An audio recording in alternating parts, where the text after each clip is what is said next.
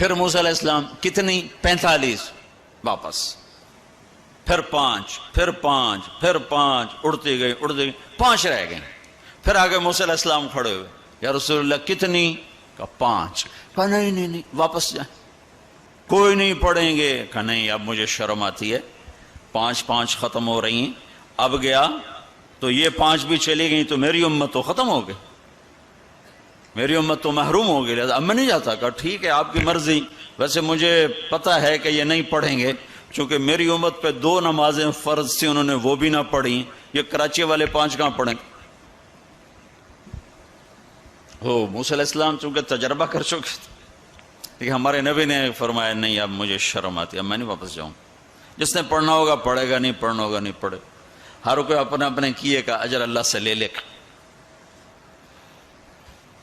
تو صرف عظمت اور اہمیت بٹھانے کی، جب آپ اس 5 پر موسیٰ علیہ السلام کو انکار کر کے چل پڑے تو پیچھے سے اللہ کی آواز آئی، میرے حبیب پڑھنے کو 5 لیکن میرا بول وہی، لکھوں گا 50، ہر نماز 10 لکھی جائے گی، ہر نماز 10 لکھی جائے گی۔ پھر اللہ نے زکوٰۃ کو فرض کیا، مالداروں پہ زکوٰۃ، خذ من اموالہم صدقۃ تطہرہم بہا وتزکیہم وصلی علیہم۔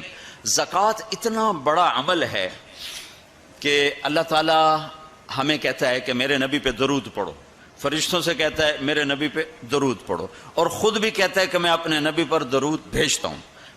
اللہ کی طرف اب درود کی نسبت وہ رحمت ہے، اور فرشتوں کی طرف ہماری طرف درود کی نسبت دعا ہے جو ہم کرتے ہیں، صلی علی محمد وعلی آل محمد۔ تو اللہ تعالیٰ نے ہمیں، آپ کو، پوری دنیا کے اہل ایمان کو، فرشتوں کو حکم دیا کہ میرے نبی پر درود پڑھو، اور خود بھی پڑھتا ہے، ان اللہ وملائکتہ یصلون علی النبی۔ جو لوگ اللہ کے نام پہ خرچ کریں گے تو اللہ تعالیٰ کہہ رہا ہے وصلی علیہم، اے میرے حبیب ساری امت پر نہیں، جو تیری امت میں میرے نام پہ خرچ کریں گے ان پہ تو درود پڑھ۔ اگرچہ یہاں صلی دعا کے معنی میں ہے کہ تو ان کے لیے دعا کر، آپ ان کے لیے دعا فرمائیں۔ تو مال خرچ کرنے والوں کے لیے اللہ اپنے حبیب سے فرما رہے ہیں کہ ان کے لیے آپ دعا کریں، صلی علیہم ان صلاتک سکن لہم۔ آپ کی جو دعا ہوگی اور آپ کی جو صلات ہوگی، جو آپ کا درود ہوگا، دنیا اور آخرت کے سارے مسائل ان کے حل کر کے لے جائے گا، ان کی دنیا بھی سکھی کر دے گا، ان کی آخرت بھی سکھی کر دے گا۔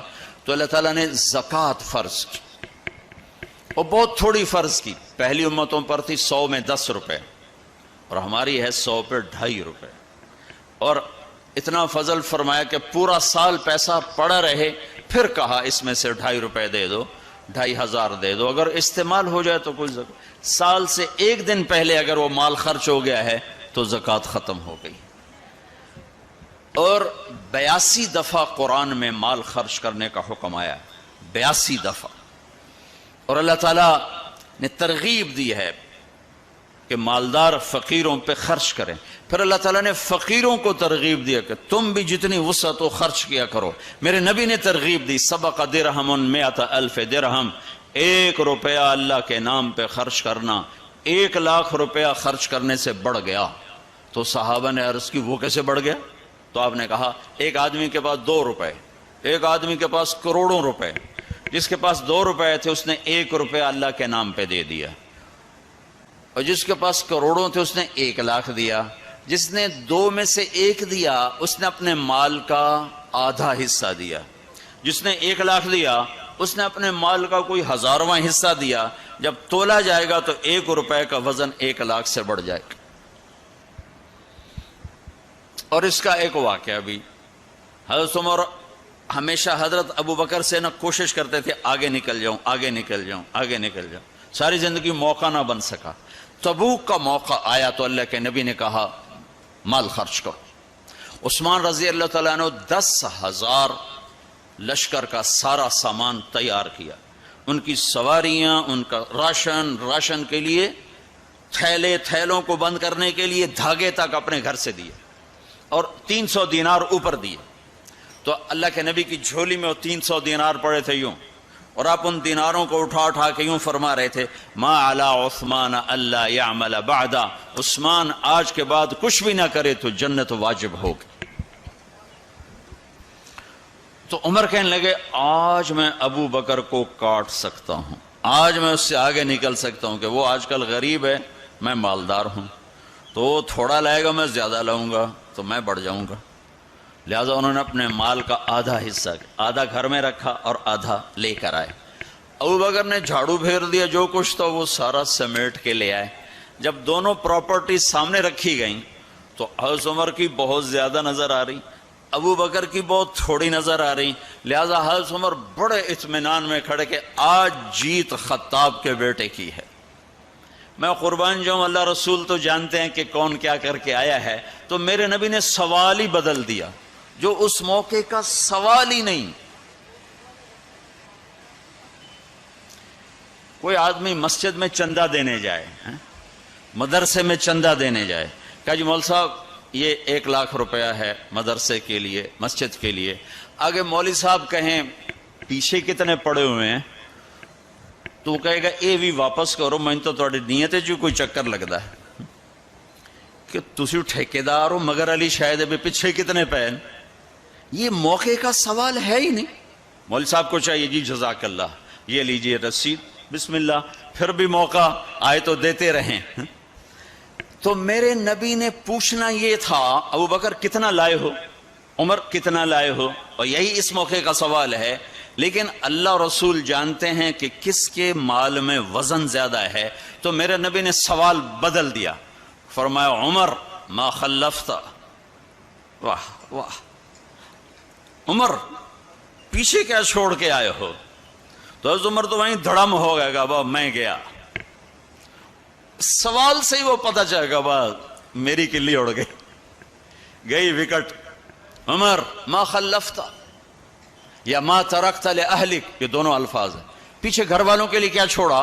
تو پہلے حضرت عمر بڑے جوش میں کھڑے تھے، پھر ایک دم ڈھیلے ہو گئے، کہنے با جی آدھا چھوڑا ہے آدھا لایا ہوں۔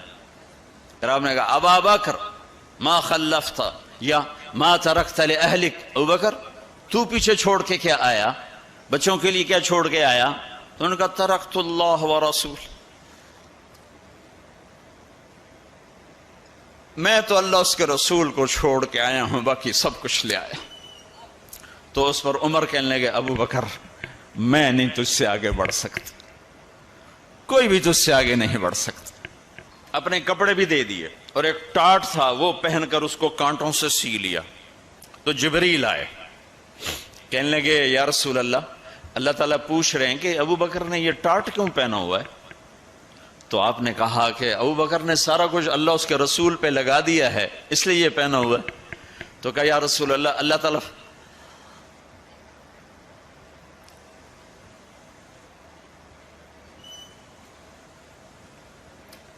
تعالیٰ فرما رہے ہیں ابو بکر سے پوچھو مجھ سے راضی تو ہے، مجھ سے راضی تو ہے، اس فقر میں مجھ سے راضی ہے؟ میں تو اتنا سفر کر کے آیا ہوں، حالانکہ ابھی 4 دن پہلے میں 12 ملکوں کا 10 ملکوں کا سفر کر کے آؤں، ساری ہڈیوں میں درد ہے، میں اس لیے آیا ہوں کہ چلو کوئی بخشش کا بہانہ مل جائے، کوئی بخشش کا بہانہ مل جائے، اللہ راضی ہو جائے۔ آپ سارے اس لیے حج پہ جا رہے ہو کہ اللہ راضی ہو جائے۔ جو سارے جہان سے کہتا ہے مجھے راضی کر، وہ کہہ رہا ہے ابو بکر سے پوچھو مجھ سے راضی تو ہے۔ تو آپ نے کہا ابو بکر تیرا رب تجھے سلام بھی کہہ رہا ہے اور پوچھ رہا ہے کہ راضی ہو؟ تو ابو بکر کی چیخیں نکلی، میں اپنے رب سے راضی، میں اپنے رب سے راضی ہوں، میں اپنے رب سے راضی۔ میرے بھائیو بہنوں، زندگی ایسے گزار کے مرو کہ اللہ کو ملو تو اللہ خوش ہو کے مل رہا، ایسے نہ مرو کہ اللہ کی بارگاہ میں پیش کیے جا رہے ہوں مجرم بن کر، قیدی بن کر۔ تو اللہ اس کے رسول نے مال لگانے پر زور دیا۔ اللہ چاہتا تو سب کو مال دے دیتا، کسی کو فقیر کسی کو مالدار، مالدار کا شکر کا امتحان لیا، فقیر کے صبر کا امتحان لیا کہ اللہ فقیر کا صبر دیکھے گا، مالدار کا شکر دیکھے گا۔ اور جب مالدار لوگ زکوٰۃ نہیں دیتے تو پھر عزتیں نیلام ہوتی ہیں. جب سب کچھ اپنے اوپر لگانے کا ذوق بن جاتا ہے اور اپنے ہی بڑے بڑے زیور، کپڑے، گھر، گاڑیاں. یہ بھی لاہور کا واقعہ ہے. بیگم صاحب ڈرائیور کے ساتھ گئی ہیں اور واپسی پہ کہہ رہی ہیں اسلم ڈرائیور آج میری بڑی اچھی قسمت، وہ ساڑی میں نے لی تو میں سمجھ رہی تھی 1 لاکھ کی ہے، وہ تو مجھے 75,000 میں مل گئی، بڑی سستی مل گئی. خوش ہو کے ڈرائیور کو بتا رہی. تیسرے دن ڈرائیور کے بیٹے کا بازو ٹوٹ گیا. وہ آ کر کہتا ہے صاحب جی میری تنخواہ میں تو اس کا علاج ہو نہیں سکتا، تو مہربانی کر کے کچھ میری مدد کر دیں، اس کا علاج ہو جائے. تو صاحب کہتے ہیں اسلم تمہیں پتہ تو آج کل کاروبار بڑا مندہ ہے، تو میرے پاس تو گنجائش نہیں، میرا ایک ڈاکٹر دوست ہے، میں اسے فون کر دیتا ہوں، وہ تمہاری مدد کر دے گا. جب اس طرح ہوتا ہے تو پھر ڈاکے، چوریاں، قتل و غارت شروع ہوتے ہیں. جب اس طرح ہوتا ہے تو مالداروں میں تکبر پیدا ہوتا ہے اور غریبوں میں ظلم پیدا ہوتا ہے. تو زکوٰۃ ایک بہت بڑا عمل ہے. 2.5% تو فرض ہے، اور زکوٰۃ دینے والا سخی نہیں اللہ کی بارگاہ میں. ہاں بخیل بھی نہیں، سخی بھی نہیں ہے، بخیل بھی نہیں. یعنی وہ بخل کے ملک سے نکل آیا ہے اور سخاوت کے ملک میں انٹری نہیں ہوئی. 2.5 روپے پہ 1 پیسہ بھی اوپر خرچ کرے گا تو اب سخیوں میں آ گیا. پھر جتنا بڑھتا جائے گا اتنا آگے بڑھتا جائے گا. اور اللہ نے فرمایا مجھے میری عزت کی قسم جنت الفردوس میں بخیل داخل نہیں ہو سکتا. اور اللہ شیطان کہتا ہے کہ مجھے عبادت والے عبادت گزار بخیل سے کبھی ڈر نہیں لگا کہ اس کا بخل اسے ضرور